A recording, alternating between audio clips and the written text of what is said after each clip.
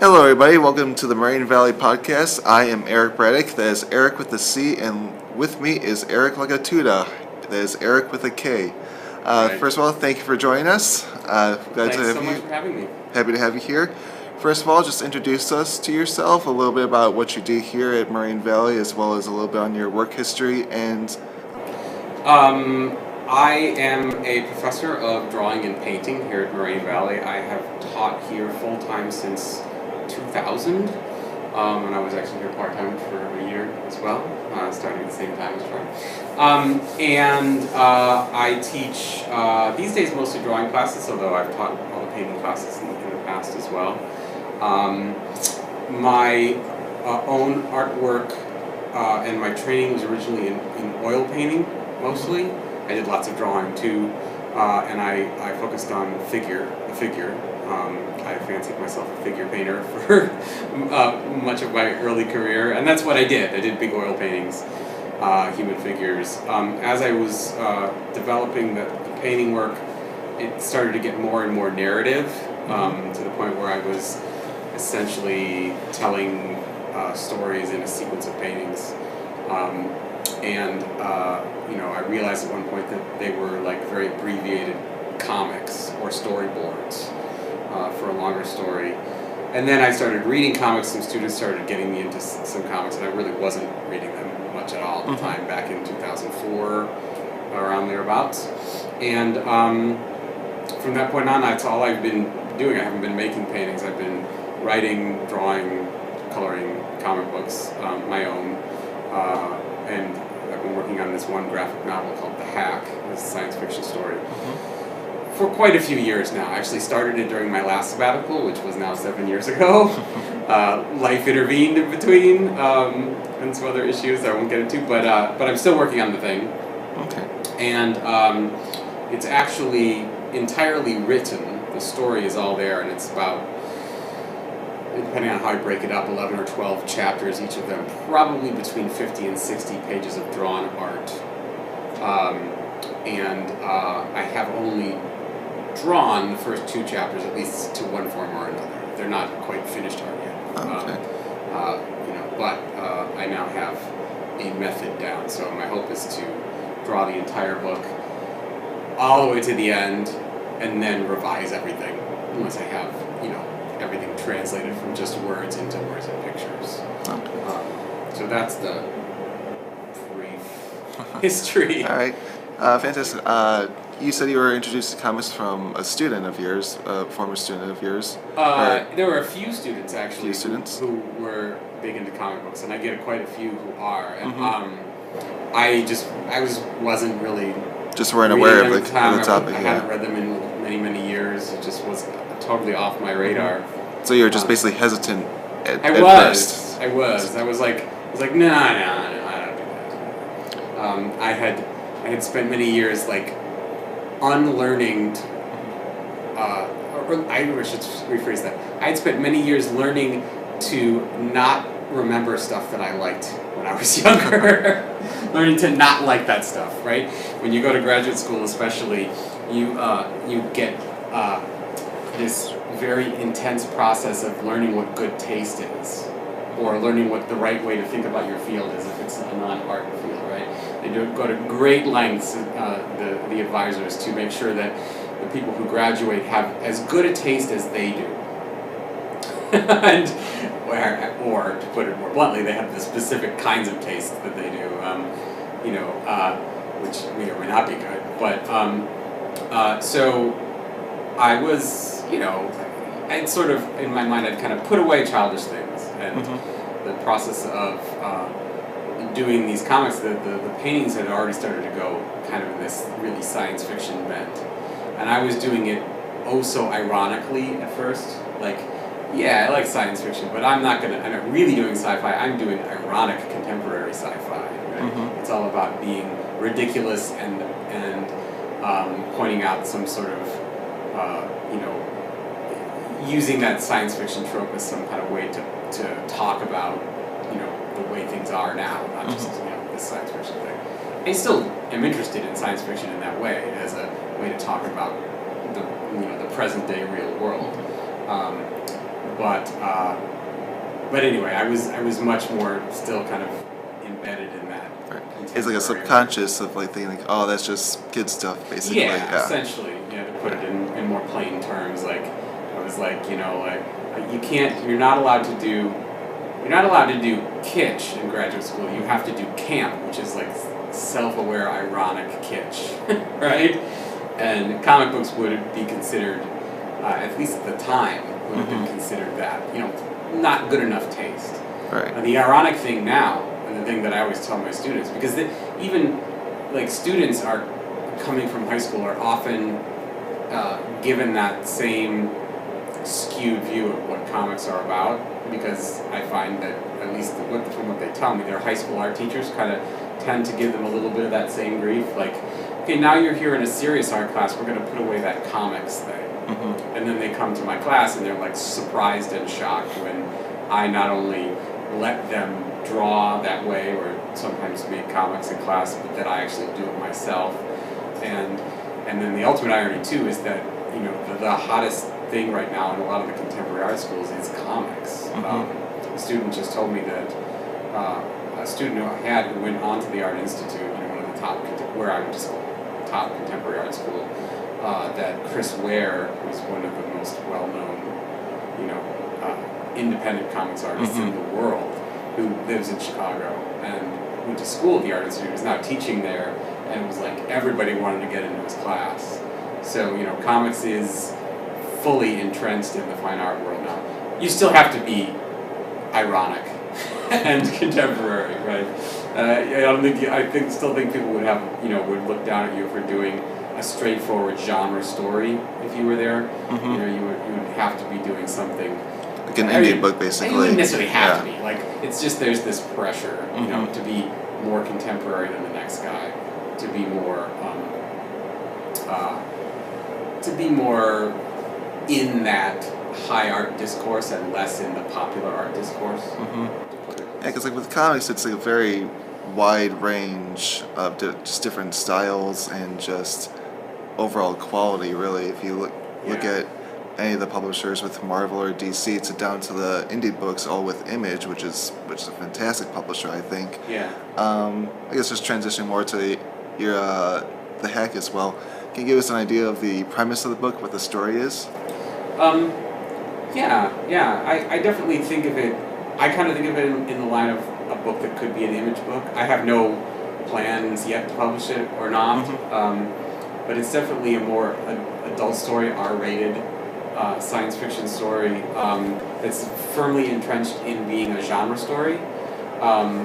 Some of the tropes of science fiction and cyberpunk are in there, and it's also, on some level, it's also a straight-up-ahead murder mystery, which is a bit of a spoiler alert for those who haven't read books 1 and 2, but it's also that, so it's kind of playing around with being, having a foot in a couple of different genre fields, as well as being a story that's, it's a little bit more of a character-driven story than an action-adventure science fiction story as well, so there's a lot more dialogue. Okay. I basically made a story for myself. I made something that was unabashedly in a genre, but was character driven enough that it was interesting to me, right? And that's the kind of stories that I like to read. And there's a lot of Image books that are that way. There's even a lot of straight up ahead Marvel and DC superhero stories that are that way these days, because they've hired a lot more higher quality writers. So to me, it doesn't matter whether it would be approved or not by the contemporary arts world or by the popular, comics world. I, in my own personal taste, it kind of walks that line in between. So my story is about a search engine. So he's a computer program. I call him he. At the beginning of the story, decides that he's become a sentient human. He's like, oh, I'm not. I am essentially human, so he hires a lawyer to come in and start the legal process to have him declared a legal person, right? And so, to us in the present day world, this might seem like, oh, this is a crazy premise, and if this is the first time this has happened, this is just totally unprecedented. And I think there's even a movie that Ray Kurzweil, the futurist, made about that. But in my world, that's not the case. This is actually commonplace. So he hires this lawyer, and it happens really quick, because this has already happened before. So they're like, we'll just prove this. So he gets declared legally, from a legal point of view, he's a legal person, he's human, essentially. And now he's not just a holographic program, he's got a robotic body that for all intents and purposes looks just like a human body. I made the choice to almost always draw him indistinguishable from other humans, so that the reader would not have seeing him look like a robot sort of cloud their judgment as to whether or not he was human. Anyway, so basically in the first chapter he gets exactly what he wants, except that as a consequence of it, he loses his job as a writer. I sort of skipped that part. So he's a search engine who's designed to write sitcoms. So he works for a television producer, and he writes the show, he directs the show, he films the show, he does the whole bit. He creates the characters, right, which are basically versions of himself, so he creates these other characters. But as a consequence of getting declared legally human, now the producers would have to pay him. And so basically he has to give up his show and lose his job in order to actually be legally human. And he's got to sign this legal agreement that's kind of like a non-compete agreement that basically makes it easier for him to get declared human, but essentially he can't get a job writing a show and get people to see it for X amount of time, right? So he's hanging around, and he's got an apartment, and he's now got a human-like body, but he can't do the thing he loves. So he's bored, and basically the lawyer that he hires warns him, the world is not going to accept you. People are either going to think you're evil and need to be destroyed, or some of them are going to fetishize you. And so he's sort of dealing with this happening. And then at the end of the first chapter, another TV producer comes to him and says, I can pay you under the table, we can get around this agreement, and I can give you a job. So he's like, awesome, that's great. So things are looking up. Not to spoil too much, but in the second chapter, things kind of get better. He starts his job, things are looking really good. And then at the end of that second chapter, I'm going to spoil it, I guess. It's out there, people can read it now. But at the end of that second chapter, he's also started an affair. This is an R-rated book. He's having an affair with the producer that hired him. At the end of that book, they're celebrating the season cliffhanger, of their #1 rated show in the world that he's now writing. And they're in bed after the party, and then he blacks out, and he wakes up, and she's murdered next to him, right? And he's literally holding the knife, but he has no memory of this happening, right? There's all kinds of other subtle stuff that leads up to that point that sort of foreshadows things that I don't have time to get into, so we can go read the first by all two means, chapters. don't worry. But anyway, basically the rest of the story is both this science fiction story about this artificial intelligence who isn't, he believes he's human, but now he actually doesn't know himself whether he committed this murder, and he doesn't know who did. He believes he didn't, but he doesn't actually know.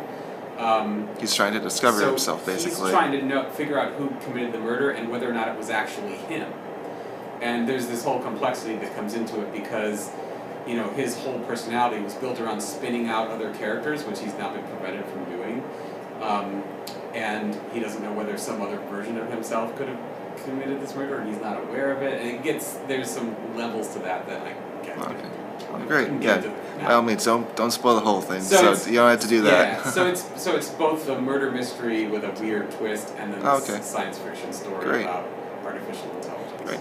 As a trained artist, who was someone who was trained in this and did this as a profession, did you find it difficult to write dialogue and narration for your story, or how was that transition for you? I spent a long time just writing and reading and studying. I never actually took any courses in it, but I read a lot, and I read a lot of scripts, and I read a lot of comics, movie scripts, television scripts, books on writing, and I spent the better part of the years, about 3 years, not drawing or painting at all. Like between 2004 and 2007, I was sitting at a computer writing for those 3 years. I wrote this giant script for this massive story, beginning to end, that was going to be my first comic, and I realized when I wrote it that it was way too big to draw. It would have been thousands of pages of drawings. It was actually like a season of television. It wasn't a graphic novel, and it was also plot point for plot point a retelling of the movie Johnny Mnemonic, which William Gibson wrote. Like it was way too close. I'd never seen that film. I'd read William Gibson books, but I had never seen that movie, and I just realized one day I had this panic when I saw the plot summary of that movie. I didn't even see the movie yet, and I was just like, oh my god. I was kind of freaking out because I had just spent 3 years writing this thing, and I was like, you know what? This is just the way this is. Everything I'd ever read about writers is like, you gotta get that first novel or whatever it is out of you, and it's probably gonna go into a drawer somewhere. And I was like, I learned a lot about writing by doing this thing, and I still like parts of it, and I can still do something, but like it's in a drawer now. I don't even know where it is. And then I had started writing this tiny little prose short story, like 4 pages. As a lark, like I just started writing, and it turned into this graphic novel, which actually turned out to be way longer than I originally planned to, but still something. Yeah, the momentum going basically. Something that I felt like I could draw, and it was also, I thought, more original, more a weird idea, and I just really hadn't seen anything quite like it before, so it felt more like more personal to me, more interesting. As a story, so I kept going with that. So yeah, I now in my the writing and drawing process are one and the same for me at this point, and it was a learning curve for sure. But I have to write it before I draw it. I really have to have it written down and figured out in a coherent form. It has to work for me. So you have to have it on paper before you can visualize it. Is what you're saying. Yeah. Even though I'm a visually oriented person. I actually, things change when I start to draw it. I mean, I will actually rewrite it when I'm drawing it, but I have to have an understanding of what's happening first in words before I can actually just start making the pictures. Once I see the pictures, then I can be like, oh, I can cut that out, and if this is better, and I can start sort of retelling it in a visual form. But I can't just, I know some comics people do this, they just can start drawing, and then the writing happens at the same, but I can't do that. Yeah. At least not yet. It's a case-by-case basis. Everybody works differently. Yeah. Going to some of comics again, what are some of your comics that you enjoyed reading, that you were reading that brief period when you were just focusing on writing, that you enjoyed? Man, oh man. I think at the time, I was really starting to get a primer on like all of the stuff that's sort of the essential canon in comics that you read now. So I read a lot of Alan Moore comics. Oh, okay, nice. Whatever publishers he was working with, I read a lot of Alan Moore comics. I actually really started to get into the straight up superhero comics that I was finding. Some of them, like the Marvel and DC both were starting to hire writers out of the indie comics field. So another big one for me at the time, and I still read his stuff, is Brian Bendis, who is the guy behind. He's sort of the main writer at Marvel for their entire universe. And I was reading his indie books too, and he was writing I think at the time he was just writing Ultimate Spider-Man back in the early 2000s, but now he writes every single Marvel book. Right. Or has written. He's got probably about half a dozen, I think, different series going on right now. And so definitely he was I read a lot, and I like his work a lot.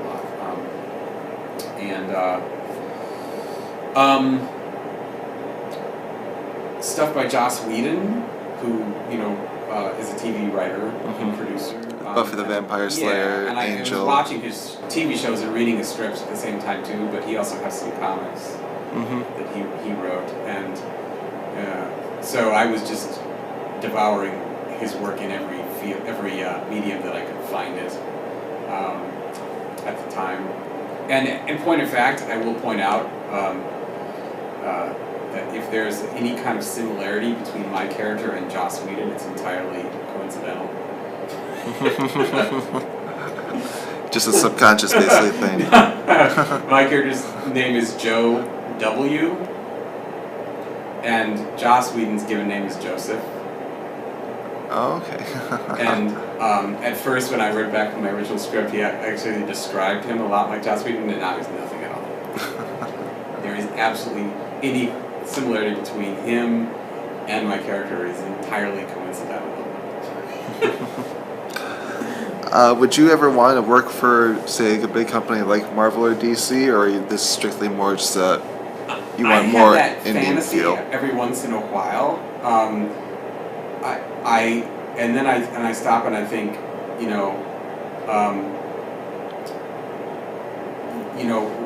would I want to forego the freedom that I have now to make my own thing without the financial obligation, without all the make any editorial money mandates from and it, everything like that right? as well.